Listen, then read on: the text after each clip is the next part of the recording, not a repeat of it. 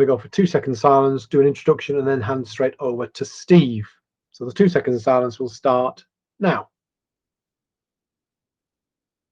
Welcome everyone to today's virtual staff room. I'm excited to announce that we are continuing with our 10 things theme, and we've got the thoughts and meanderings of our new leader, potentially, Stephen Hope, currently still at Leeds City College, who's going to be joining us, and he's on the line now. So I'm going to, without further ado, I'm going to hand straight over to Steve and say thank you for coming along, everyone. Thank you, Steve, and over to you. Okay, I'll just share my my screen. Just bear 1 second.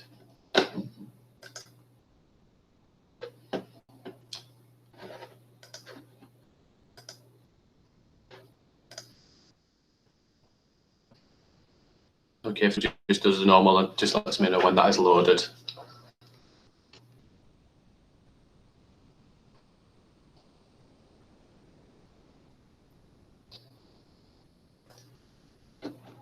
Yeah, we can see that. Good to go?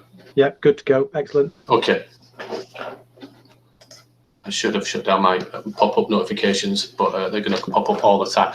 So yeah, so Paul asked me to come along, share 10 things around creating a culture which embraces innovation. I suppose the first disclosure and disclaimer is that this is not a blueprint. This is not a Bible that you have to that you should follow. It's some ideas that you might want to take forward, that you might be interested in, and something that's worked with us as a college. Hopefully it does resonate with you. So who am I? I'm Steve Hope. I am the current head of independent learning for the 3 FE colleges. And for some reason, my screen is absolutely frozen. So this is wonderful. This is why you never present on a PC. So who am I? Yeah, so FE, I'm the head of independent learning for the 3 FE colleges. I'm a director of the Edufuturists, and I'm also a chair of governors at a primary school. Originally a PE teacher, and yeah, so I've been doing the journey since about 2016, and I've been lucky to work with a majority of people on this call. And from July, I will be CEO of Seed Learning. My slides aren't moving on, so I'm just going to have to wing it and just go from there. So I will share the slides into the deck shortly, but I'll do that at the end. So my number 1, which you can't see, is start with why. So the start with why process and principle in regards to creating innovation is around, everybody knows what the what and the how is and how you do things, but the reason why you start with why is around your beliefs, your values, and whole premise around what do we actually do it for.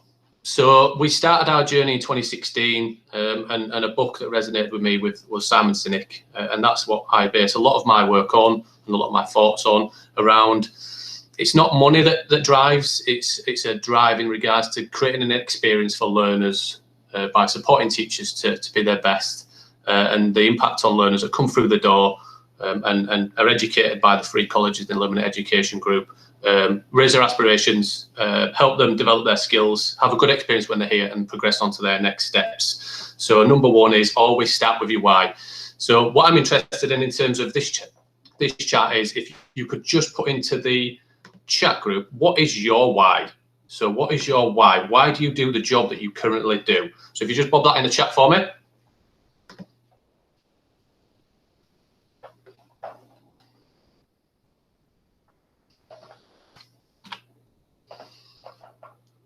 And as we are doing that, I'm loading up on a Chromebook to try and get the slides going. So I'm just going to try and do that because we can't just be frozen all the time. It's going to look really, really bad.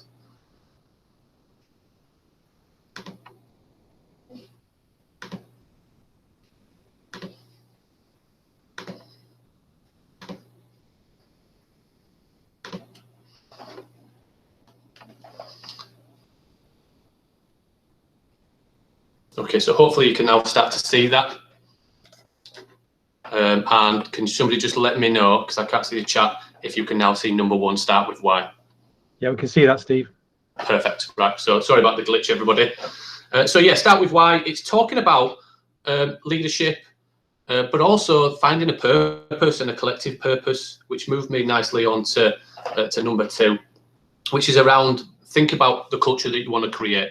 Everything that I'll be talking around is around innovation and approaches, and just really a collective and a way that I believe as an individual, when I've worked with students and now work with staff and lead teams, is what I believe is the right thing.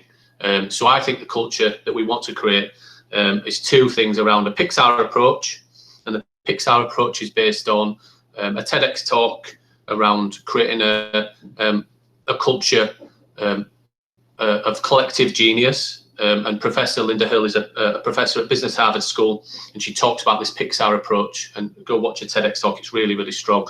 And she talks about how Pixar design and implement a process that it's not one person leading innovation, coming up with the ideas for the movie, doing the designs, putting the movie together, and then marketing and getting it out into the cinemas. It's a collective of hundreds of people working wonderfully together, and I think that is, in terms of the culture for the colleges, for the team that you work in, but also education across the UK and Europe and further afield, should be that actually, why is it that we are working in silos? That the culture that we really want to create, and the vision should be everybody working together to create something that is outstanding for the students that we serve. It's also around the JFK NASA approach. So I've done a lot of work around this, so bear with me if you've heard it before. So when JFK was president, he went into NASA, and the first person he came across was a janitor or a cleaner, and he said, "What do you do?" And he was holding a broom at the time, apparently, but he said, "I'm sending somebody to the moon." And when I work with my teams, I talk about this whole approach that we're not necessarily sending people to the moon, but we're trying to collectively, regardless of the role and the cog that you play within the machine, we're trying to raise aspirations for students. And if actually as a culture, we don't believe and buy into that, then actually this is not the team and the place for you to join. So the next, number 3, is around building a tribe. So Matthew Syed in Rebel Ideas talks about innovation as not one person. There are lots of directors of innovations and vice principals of innovations, and I'm not criticizing anybody that has that title, but it goes back to what we've just talked about, that whole collective approach to development of anything. That I've been really, really lucky with the tribe and the teams that I've built, people like Sammy Lambert, Ian Thompson, Martin Wheatley, and the wider teams, where we all share the same beliefs and values, and our purpose and our vision has always been the same. That when you build in a tribe and you're recruiting staff, that you do that based on general cognitive ability. You do that based on how they can develop in the future, not necessarily the skills and qualifications that they hold right now and currently. And also, what is their why? Do they share the same vision as you? And do they want to play a part in it? Because that will take you further. Everything else can be learned, but personality is really something that can. So innovation is about your tribe, the tribe in regards to the team that you've created, the wider concept in regards to the college or the department or the school that you work in, but also the collection of people in regards to your personal learning network and the people that you work alongside, that no person can do it on their own. And that whole thing of, if you want to go quick, you go alone. But if you want to go far, you go together. And hopefully everybody that's worked alongside me has seen that actually my ideas sometimes don't work. And I like to really consult and allow my team to really take risks and develop that process. And that's the same for whenever you're driving anything in regards to a culture and innovation, whether that's digital or something else. It's around consulting, working with stakeholders and taking people along so they feel that they're allowed to share ideas and take those and run with them. And at times, as some of my teams will say, probably thought that those ideas were sometimes not the best, but that's my interpretation. And some of those things that I thought might not work have worked absolutely wonderfully. And some of those things that I didn't think were going to work out actually didn't pan out, and they iterated and pivoted into something else. But it's about giving your tribe the freedom, the capacity and the safety to develop those ideas and try it themselves and learn from them. So risk taking is a big one. I don't know if anybody recognises that picture. If somebody wants to unmute and say what they think it is. I'm going to go to Dave Leonard, I think. Dave should know what this is. You've got me there, Steve. Sorry, I'm elbow deep in a ham sandwich at the moment. So. Oh, sorry. At least it's not a pie, Dave. Sorry. I picked on you. I knew I should pick on one person, but I did. Anybody else know what that picture is?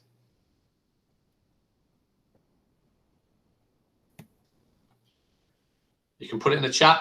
You can unmute. I'm going to do the whole thing of ask an open question. Yes, it is. Loon balloon. Okay. Yes, it 100% is. So that is the loon balloon. So when we talk about projects, innovation and risk taking, the whole concept, I heard a story about a gentleman called Astro Teller. And Astro Teller was the captain of the moonshot factory at Google for a long period of time. I was saddened that, yes, that is his job title, but I was saddened to hear that Astro Tellers wasn't his original name and he's changed it. I thought he was built and designed and everything had led him to that path to get that job based on his actual his name, but it wasn't true. So Project Loon is something that's come from the moonshot factory, or what is now Google X, and the project at Google X. So Project Loon, for those people who are not familiar, has just been disbanded as of January 2021. But the whole concept of that was these massive balloons would go up into the stratosphere, and they had connectivity attached to bring broadband connectivity and Wi-Fi to those countries that didn't have them. So these were hovering over periods of time in terms of great turmoil, civil war, places like South Africa, during periods of time as well. And all of these projects, self-driving cars, vertical farming and Project Loon, all came from Google's ability and tenacity around taking risks and trying things. And the way that Google X and Astro Teller led the teams were that they actually given a bonus when they could prove something would not work and would fall over. Their whole concept, and they spent millions and millions of pounds on trying things and demonstrating that the ideas could not work, because they really felt that actually if we could try something without the risk of failure, then anything is possible. And Project Loon was one of those things that they could not demonstrate that it couldn't work, and they used it and it worked wonderfully. The problem with Project Loon is a lot of countries now won't let them go over the top of them because there's big data companies that are making money in regards to connectivity in those places. So yes, they won over, unfortunately. So risk taking, I'm not in an organisation that's putting balloons up into the stratosphere that are travelling around the world. But I think it's really important that you want to push. And I've frozen. So my Chromebook's gone off, so I'm going to carry on. And hopefully you can still hear me. But it's about risk taking in any element of the work. Try things without the fear of failure. And if it don't work, at least you've tried it. And I learned in 2019 something for anybody that's been on Google Innovator Academy, the failure bell. The failure bell. So as a Christmas present, I think Sammy will tell you, probably one of the worst Christmas presents she's ever got from a leader. But I bought everybody a bell within my team. And I said, look, we need to remove the whole element of failure as a dirty, nasty word. That risk-taking should be around elements where you give things a go and celebrate the fact that you've actually tried, not be upset that something hasn't happened and fear the fact that it's not worked out. So I'm just rebooting, so apologies as I'm just typing away and trying to get things going again. You'll never guess what your Xmas gift is going to be. Sorry, I'm just picking up the chat there. So yeah, hopefully it's not a pair of socks for those people that know me. People at work keep buying me socks as a joke. I don't wear socks. Somebody upset me today at work. Sorry, I do blah, blah. It turns out somebody wears 2 pairs of socks. Okay, so the world is getting enough socks because I'm not wearing any, but some people are actually buying. Sammy, do you wear 2 pairs of socks? I see a hand up. Oh, a failure bell, yes. So Sammy, lucky enough to work alongside Sammy for a period of time. and go through that process. So apologies, I'm just rebooting and I'm just trying to wing it as I go through. Or hopefully I'm joining a better company soon that has a better Wi-Fi access, and maybe working at home will allow me to do that. Just bear with 1 second as I reboot. Anybody good at singing? Anybody good at singing? I'm still going. I'm just rebooting. So sorry for this. No worries, Stephen. This is really bad. No, it's fine. Okay, so just as that goes through, so Project Loon, the next one, number 5, is psychological safety. This has been something that I've explored. Google have got some research out there, so if you type in psychological safety Google and 2015, and again I'll share these links after, there was a big research study in 2015 that Google implemented psychological safety, and showed the biggest impact on Google as an organization was the fact that people felt not only that they could take risk, but they were in a safe space that they would not be chastised, frowned upon, looked at in a funny way when things actually didn't fail or did fail. And I think that's one element, that trying to say that risk taking is supported in an organization is one thing, but actually that real understanding that when things are tried and they don't happen, or the outcome isn't the same as what it should have been, that person is not, it's not a performance target. They're not quality assured to then say this is not happening. It's celebrated, iterated, and moved on. And I think that's key as well. It's just booting up, so we are almost good to go again. Jane, you don't have to sing just yet, don't worry. Okay.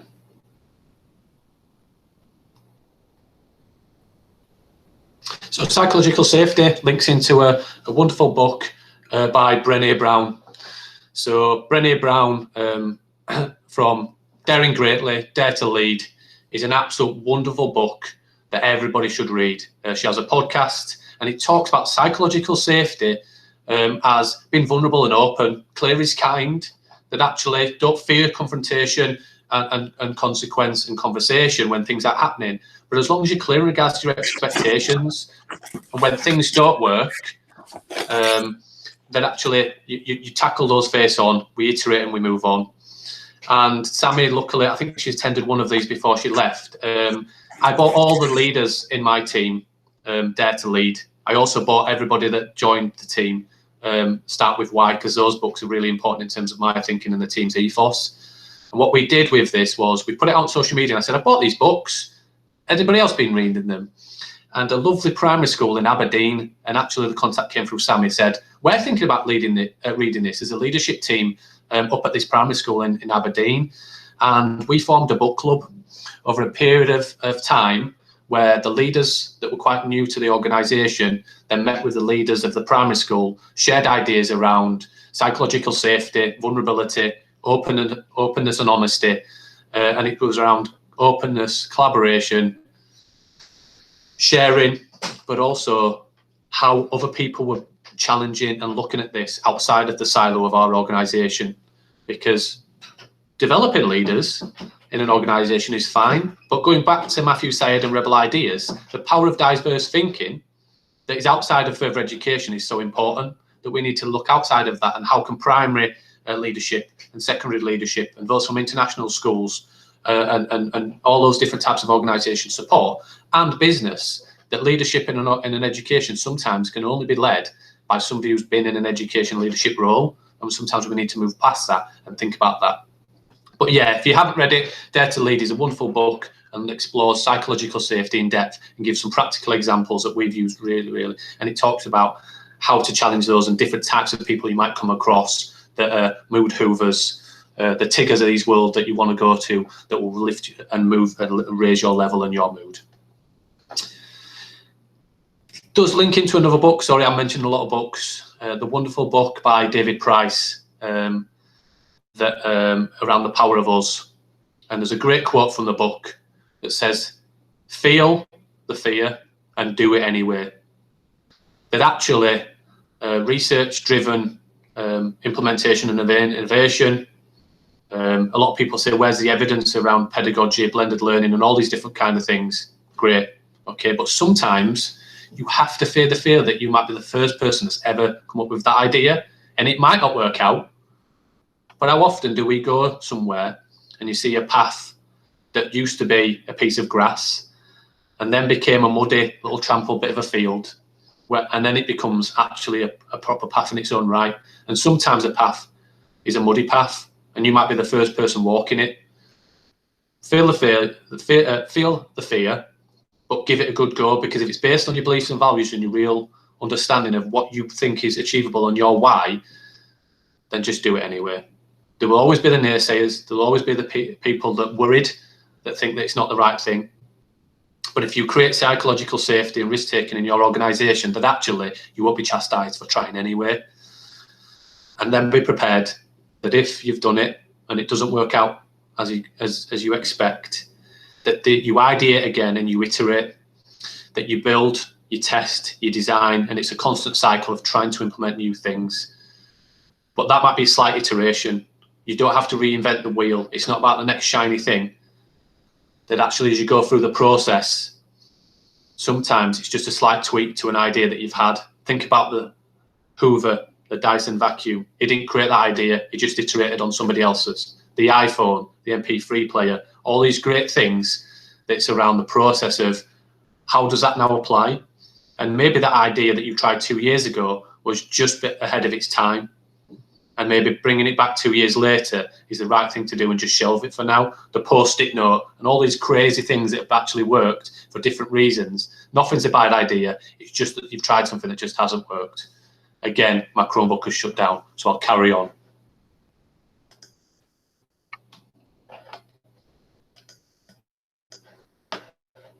Just bear with me.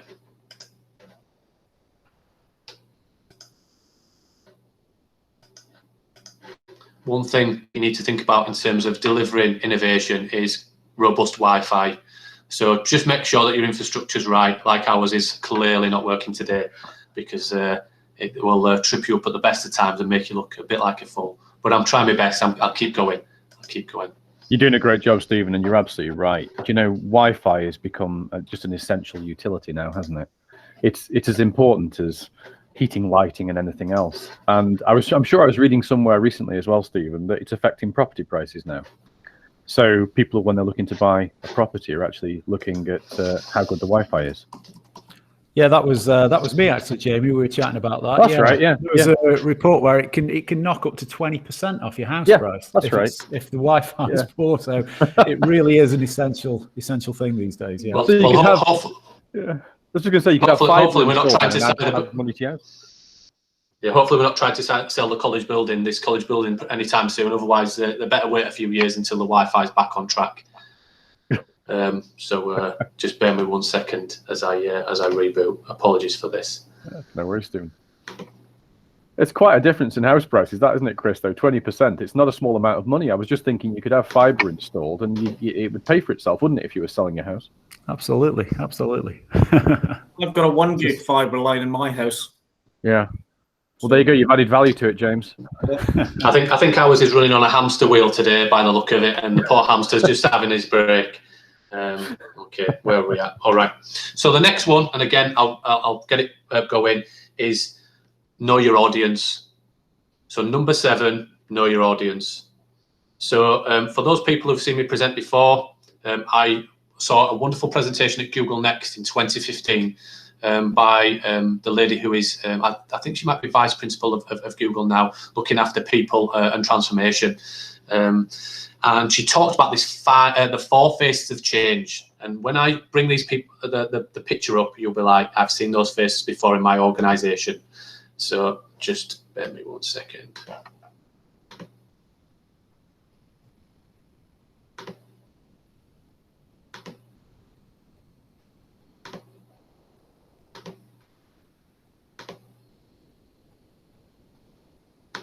I will share that. I'm going to put it into the. Thanks, Georgina. Appreciate that. I will do that. So, okay, so the 4 faces have changed just as I'm doing that, and it's booting up. Okay, here we go again. Here we go again. I only planned half an hour. It's going to take me an hour every time I have to shut down. So apologies if I overrun. So the 4 faces have changed. You need to know your audience. But actually, within every organisation, you will see these 4 faces. They might all be in the same staff room. They might all be in the same office. Some of these look very similar to our executive leadership team. I was going to say they might You all be have on the to- same executive team as well. Yeah. And I can use this lady's name because she doesn't sit on our executive leadership team. And Jane actually is a good friend of mine now. And Jane was always the critic. So every time I wanted to do anything in the organisation, before I presented anything to the executive leadership team, I would always go to Jane first. And it was a tactic that I developed over time, because if I got Jane one-to-one beforehand and I ran the ideas and we iterated and we had a conversation, when I presented the ideas and Jane wasn't the critic in the room anymore, that actually it was more likely to get the go-ahead because Jane had already had the nod. And everybody looked to Jane on a regular basis, and as soon as Jane said, I don't think this is a bad idea, that everybody else just falls in line.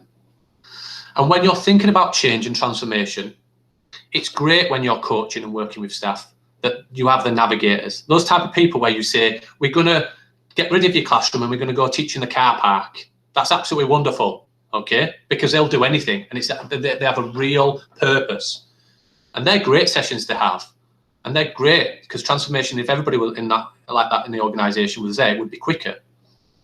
But actually what you've got to consider is that if you only target the navigators and the quick wins and the people who feel empowered no matter what it is, what about the rest of the 75% of your staff demographic? And what about the 75% of the student body that has been looked after by the people that ignore it, the people who panic and the people who are critics?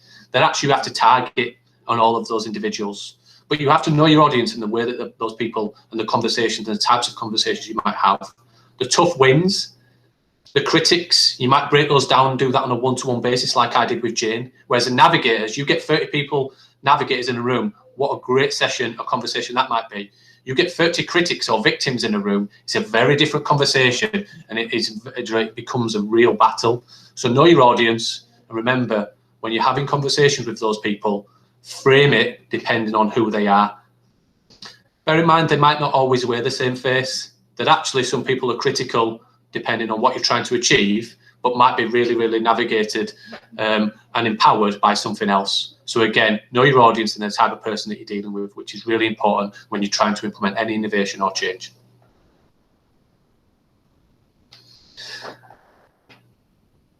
Eight things, okay? Do things with people, not to them, okay? We have to face the fact that we won't always be liked. There might be people on this call that are my friends. There might be people on here that actually are not my favourite people and not a fan of me. That's absolutely fine as well.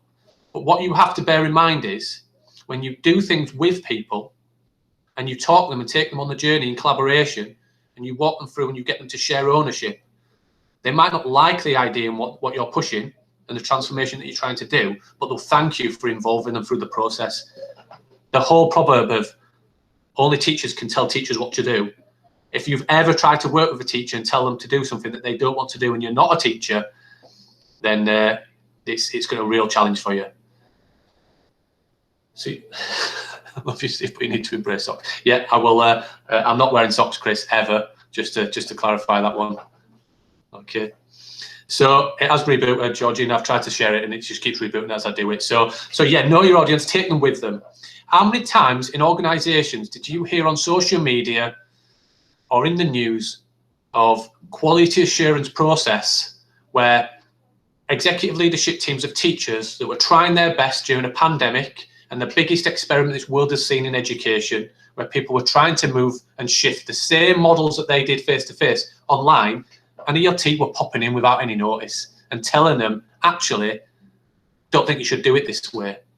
That actually the quality assurance process is important, but you need to buy in with your staff, you need to engage with your staff, and you need to think about actually how can we do this with you? What do we want? And how can we actually look at quality improvement before we look at quality assurance? So always bear in mind that we need to think about doing it with our staff.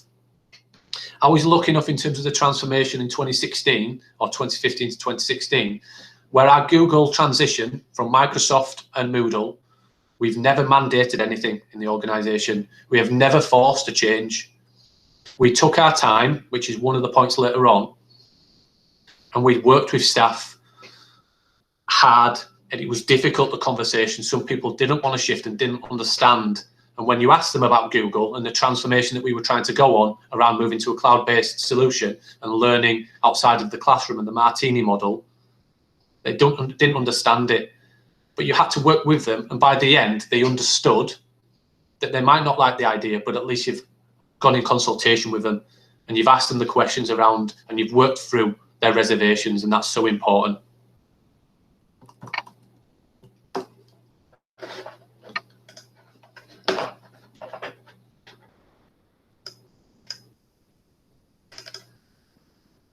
I am still here. It's just loading.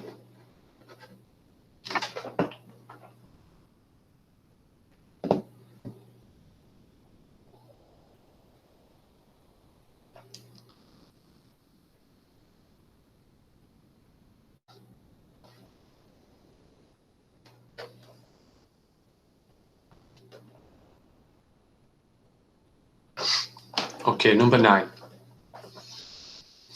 Number 9 is around creating meaningful and purposeful professional development.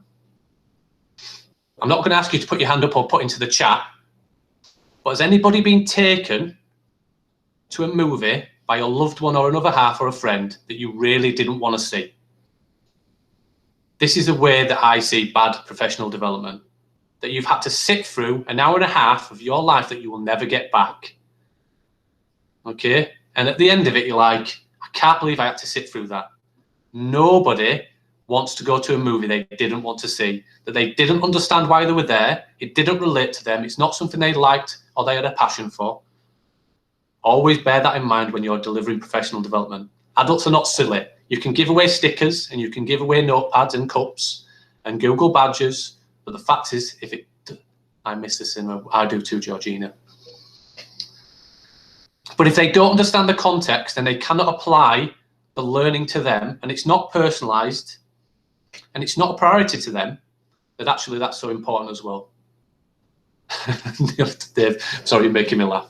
But yeah, think about that, okay? You do not want the individual that's attended your session to leave saying the words, I will never get that hour back or hour and a half back, and I'm not going back again. You want people to be repetitive and to come back and think, I'm going to go to that.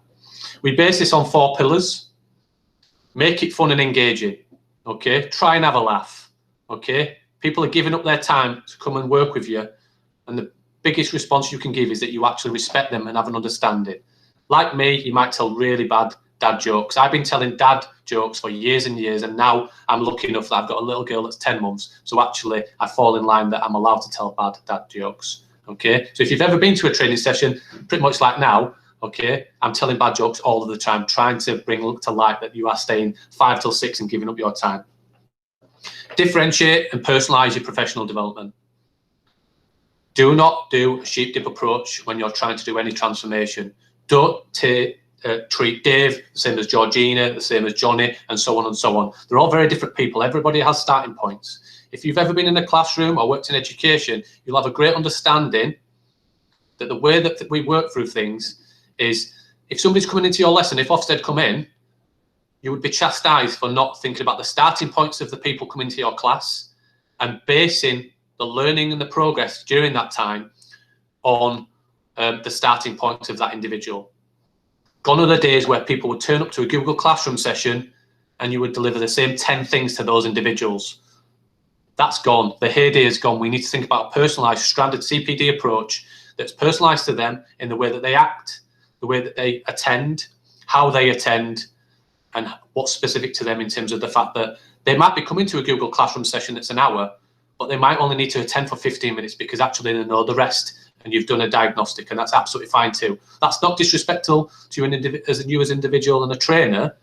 That's an understanding that they don't want to waste your time or theirs, and that's absolutely fine too. So we've developed strands, and when I say we, Sammy did an awful amount, so Sammy Lambert did an awful amount, and Ian Thompson on this. That for technology enhanced learning in the organisation, we have 3 strands. For those people who have 0 or 2 years experience of using EdTech, technology enhanced learning and blended learning. For those people who have 2 or more years, and then those people who are the navigators that have vast experience of use it on a regular basis. And they go through a year plan where it's bespoke CPD to them, and they are developed as individuals based on the context and the starting point of that year. That's taken time, it's iterated, it's developed, and like I say, Sammy's done some great work on that, and it's around standard CPD that is bespoke and specific to that individual rather than a sheep dip approach. How many organisations still run staff development days 3 times a year? And the impact of that is actually people ticking a box on a register to say they've attended. What learning and application of context really goes on? I use the word magpie often. How have they taken those shiny things from your professional development and your learning and applied it to their nest? How have they taken that away and applied it to the context of their students, their role? And I think that's why we have to go with standard CPD, coaching and professional development. You also have to think about, with professional development or any development, it's around taking your time. I've had an honest feedback. I've had some shockers. When I first came to post in 2016, I delivered a lot of training to empty spaces because people didn't come. And I thought it was a good idea to run the same session 8:30 till 9 o'clock on a Monday morning. What I didn't realise is I'd not even asked the teachers when they want it. I didn't say, actually, when do you want the training? And that was so important too. They actually said they didn't want it to run 8:30 till 9 o'clock because their classes started at 9. So they would prefer, they would come if it was 20 minutes. And what we started to then do it is 8:20 till 20 to 9 on a Monday morning, which gave them 20 minutes to have a break from me, for one, to have a coffee, and then to prepare their lesson for 9 o'clock. That's a prime example of me thinking what is a good idea actually might not, and you have to be respectful of that. Sometimes you try things, sometimes you develop things, and sometimes they don't work out. It's about having a thick skin. It's not personal, unless it's the fact that you need to start wearing socks, Chris. But it's not personal. It's just the fact that they don't want to give up their precious time for something that will have no impact on them as a practitioner and professional going forward. And I wish I could show it, but the last one is a quote from one of my favourite films, Horrible Bosses. There are no quick fixes. And the quote is, you can't win a marathon without putting some band-aids on your nipples. Okay? You have to put the hard graft in. The training, it's going to hurt at times. This is not an overnight fix. This is not something that somebody hears a gimmick of, I transformed an organisation within a month. That doesn't happen.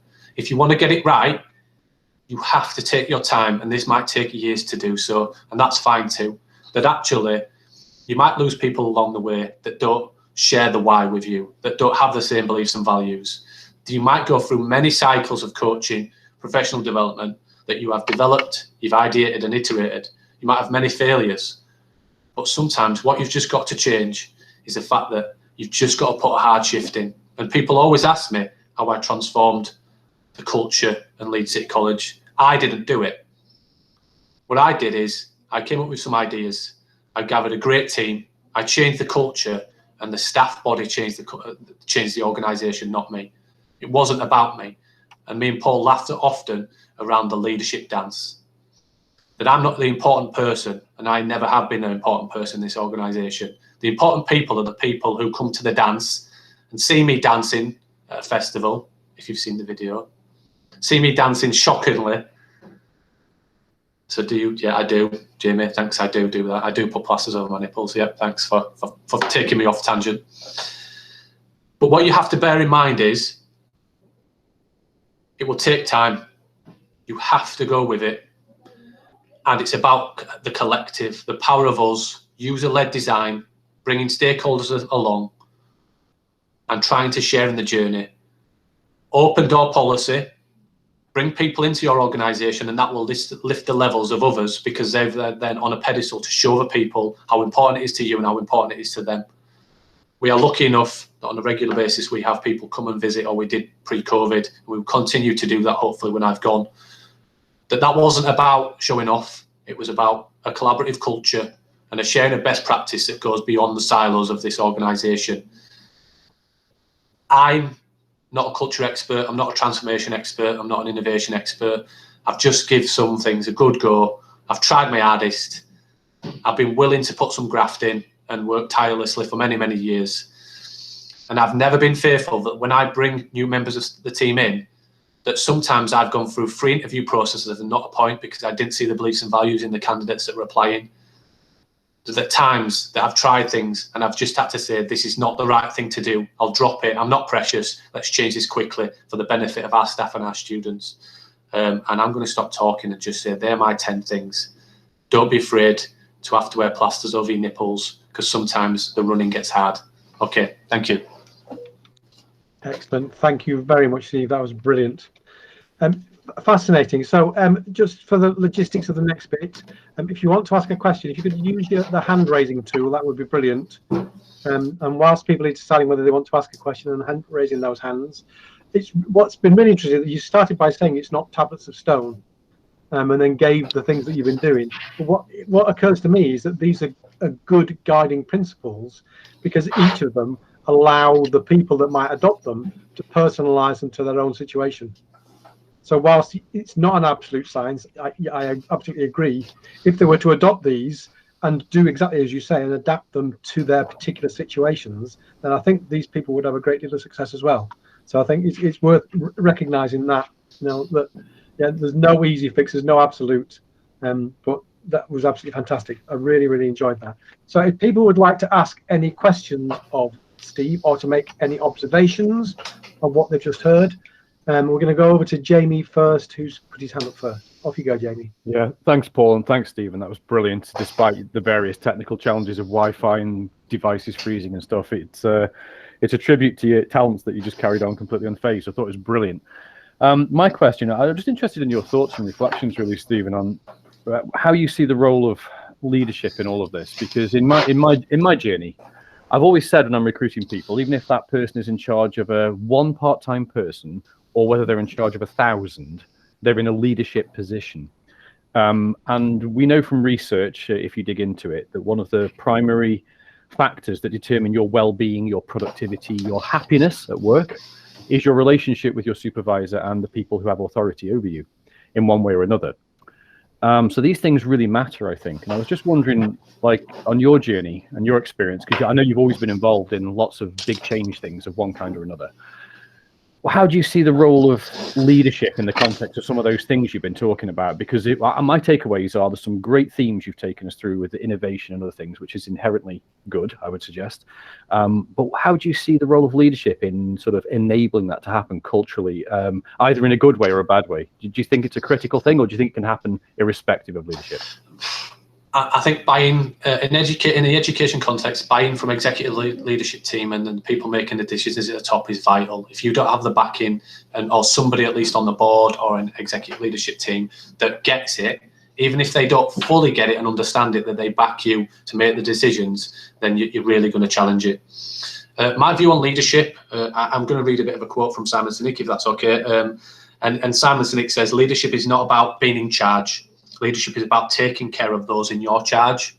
And I think my view is I'm Steve. I work with my team exactly the same way I did with my tutor group when I first started teaching in 2004, that actually I'm just a figurehead. I'm just a budget holder, that really it isn't about me, it's about the collective. And I'm not naive enough to think that some of my staff have got better ideas than I have. And I think sometimes as leaders, and we have a big problem of getting out of the way of others.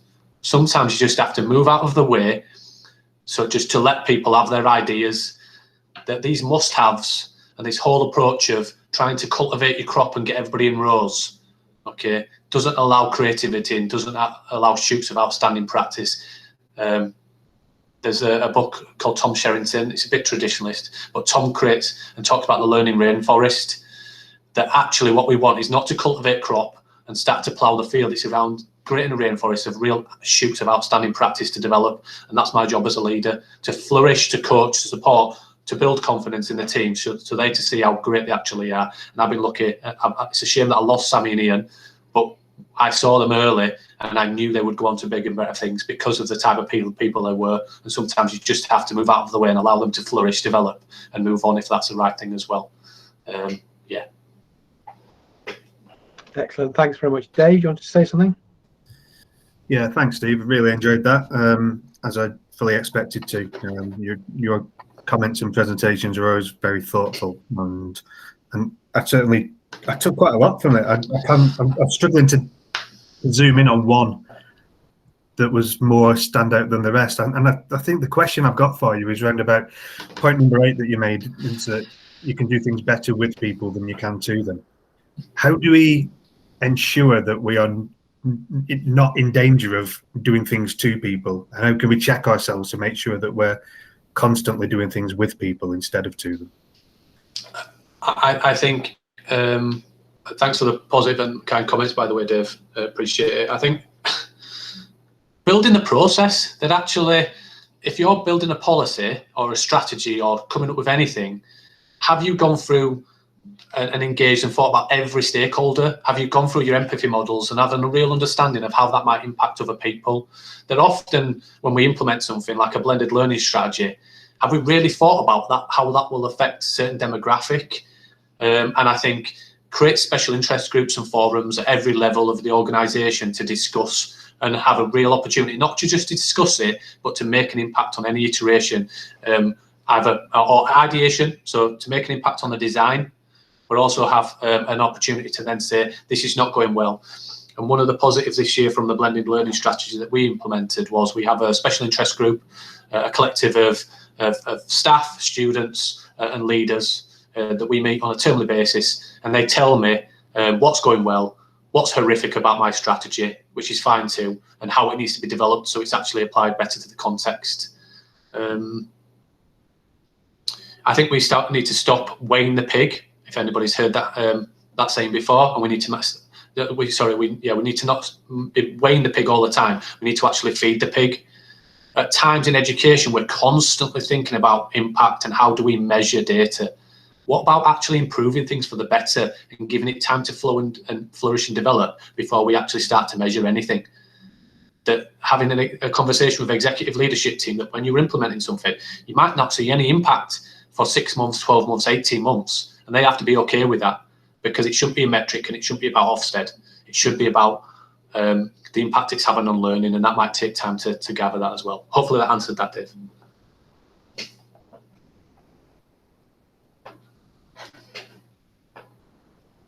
Is there a question from Georgina? Yes, sorry, Georgina. I was asking, thank you very much, Stephen, also super duper, really excited to hear from you today. So thank you for that. My question was also about leadership. So first of all, really loved how you presented and shared several book titles. I added a new one to my own list, so thank you for that. I think it's really interesting when we consider research and try to provide evidence-based research against the theories that we're presenting. And I really like the fact that the books that you shared were actually from people's experiences, that these are leaders that have actually gone through the journey and are therefore sharing their successes from their personal experience. And I think that that's really important in leadership. My question is all about redundancy. And I'm curious to learn from yourself as a leader. The idea would be to make ourselves redundant, right? As an educational leader, like I'll be moving on to another school this summer, and I feel really happy that I'm able to make myself redundant and that they're not replacing my role, that everybody's empowered, IT can run and handle the console, teachers are all using classrooms, everybody's going to be certified by June, etc. And I feel really happy about that.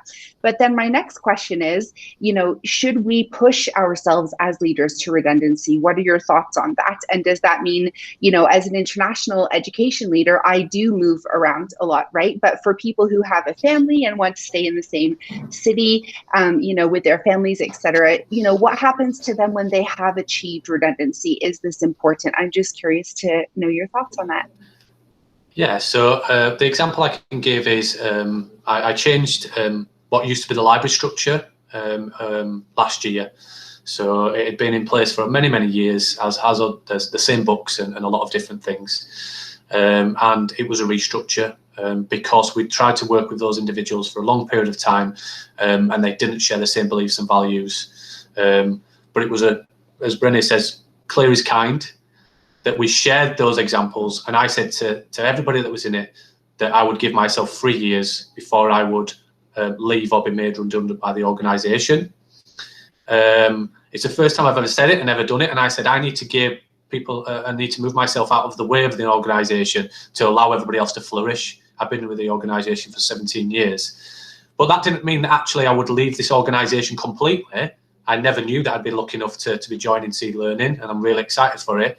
But that could have been as a different role, or an iteration as in terms of from a head to a director, or a sideways step into a different role. That actually a job title is important, and the work that you've done is so important. But actually, based on your beliefs and values, I think that you could do anything.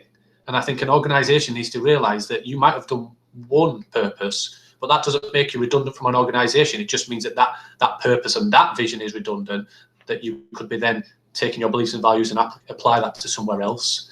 It's scary, isn't it? You know, thinking about yourself as redundant, and especially with a young family and moving around.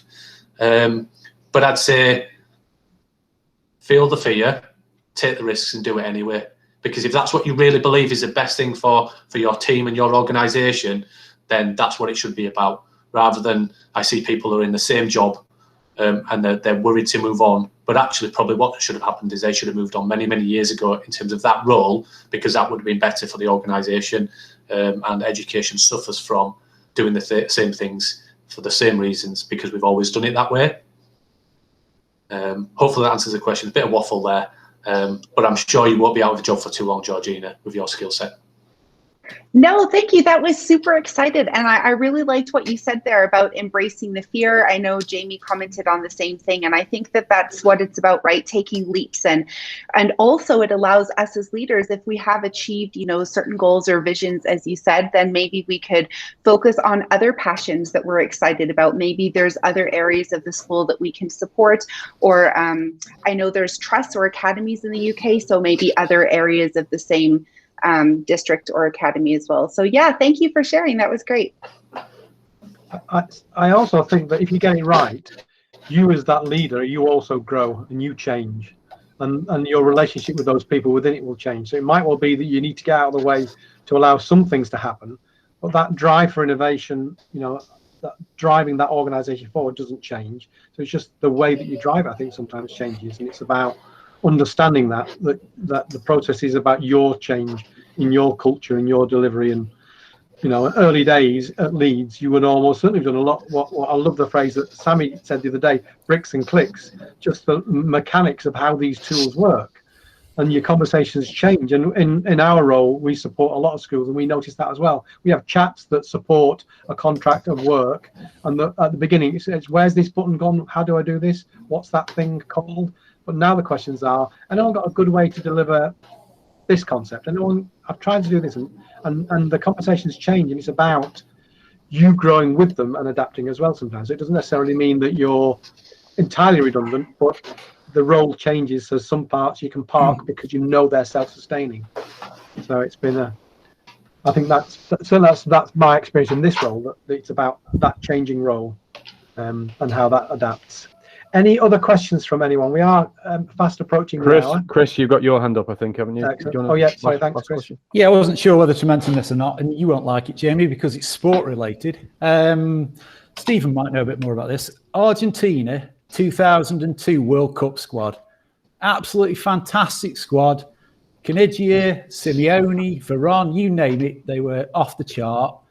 But they were a group of 11 talented individuals. They weren't a team. They had terrible leadership, and they ended up going out of the group stage. It was a group that England were in, Steve. You might remember that. And I think that's a great example of having talented individuals that don't feel that they're part of an actual team and structure. From a leadership point of view, how important is it, from your point of view, that you get talented individuals in a team together and you cross-pollinate their ideas and views? On a regular basis, on a continuous basis, linking to another book, Matthew Syed and Rebel Ideas, the power of diversity, the fact that if you always pick the same people and we talk about beliefs and values, that's fine if they have the same beliefs and values, but if they come from a diverse demographic, that actually those views stem and fire different conversations. This word confrontation at work is seen as a negative word, that actually you might not always agree, you might not always have the same thoughts as other people all of the time, but positive confrontation that ends in a positive outcome is key as well. They have to feel as part of the family or the tribe. You have to do your best to welcome them in. And I won't say the name of this individual, but when I brought somebody into the team, and they'd had a very different experience in terms of leadership, and I saw something in them. They didn't have any confidence in themselves. But one of the conversations I had is, by the end of this, you will actually feel that you want to go out and you'd be happy to go out for a coffee outside of work with me. And that individual said, I don't do that.